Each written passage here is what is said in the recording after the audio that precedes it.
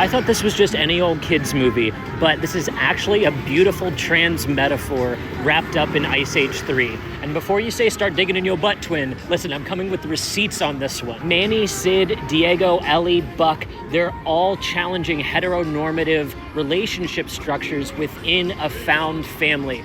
I'm not kidding, this is kind of a crazy kids movie. And did you know there's a 6th one coming out next year? They are cranking these out over at Fox. It's day 61 of 365. Today's movie, Ice Age 3. Directed by Carl Saldana and starring Ray Romano, Jay Leguizamo, and Queen Latifah, this is the third in a series of 5 feature films, a couple spin-off short films, 1 spin-off feature film, and as I said, 1 more upcoming feature film, making this a very prolific animated series from Fox. They're just cranking them out, and they're all pretty fucking good. This one finds us starting with Queen Latifah's Ellie pregnant, and Sid finding 3 eggs in the ice, and all the side creatures have been fucking.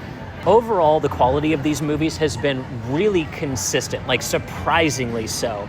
But if you know anything about Fox and their show Bibles, they locked in what this was going to be from the get-go. This is a series that has basically 60 minutes worth of plot, and then strung through that are what are essentially Looney Tunes with a squirrel in the Scrat shorts. Far and large, the reason people are still showing up to these, the Scrat sequences are always, always, always funny. If you're not familiar with what a show Bible is, think House MD. There's the prognosis, there's the complications, there's issues with the team, wash, rinse, repeat until you get to the end of the episode. They lay out this format so that every single entry feels roughly the same and captures the magic along the way. Ice Age 3 sees us splitting off into 3 storylines, one with Manny and Diego on their quest to find Sid, one with Sid and his quest to raise kids, and then finally the Scrat stories. Interweaving all these 3 around each other is kind of a deviation from the show Bible, but they showed that it kind of works here because Sid's annoying clumsiness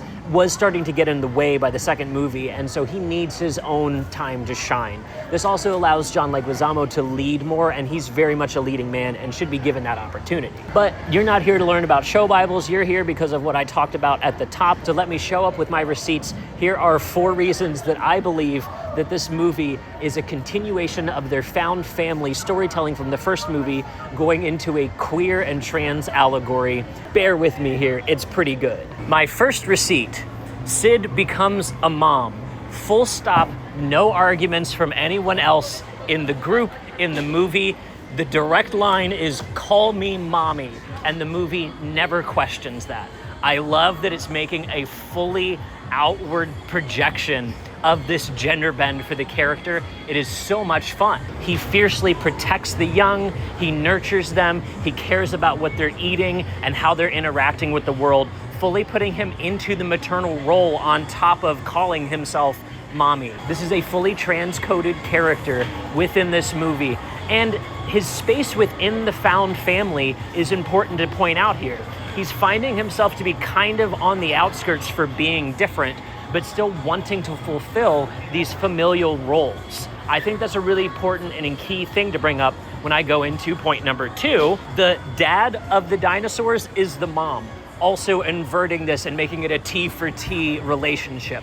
I really, really love that aspect. It's something that I don't think on its face is as apparent because they're almost both vying for the mother role within the script, but the T-Rex mom fulfills the fierce warrior mentality, the protector mentality, the provider mentality, showing up with the food for everyone to eat. That is the fully masculine role to embody, and so they've gender bent both roles and put them alongside each other, I think on purpose. It's the mother T-Rex's lack of maternal aspects that I think really subverts the trope here, and then pairing that with Sid's mom, I think is like a very heteronormative but still trans allegory to show they're building their own nuclear family, just not exactly in the way that we know it. The third aspect of gender bending anti-heteronormativity that I want to bring up is Manny and his arc.